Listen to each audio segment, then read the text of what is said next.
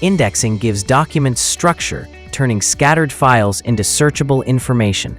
But once documents are indexed, the question becomes, where do they all go, and how do you manage them efficiently across the organization?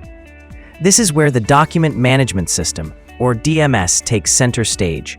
DMS is a platform that organizes, secures, and streamlines access to all your documents.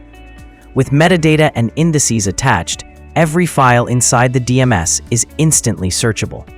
Instead of digging through folders, you can simply type in a keyword, invoice number, or client name, and the right file appears in seconds. But a DMS doesn't stop at searching.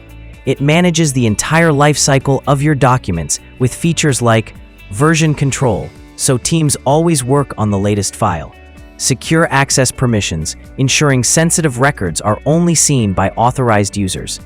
Audit trails, which log every action for compliance and accountability. Workflow automation to route documents, speed up approvals, and reduce manual work. The purpose of a DMS is to transform scanned and indexed files into a structured, intelligent business resource. For organizations, it means faster operations, reduced human error, easier compliance, and lower costs tied to manual paperwork. DMS empowers your team with reliable access to information, helping them make better decisions faster.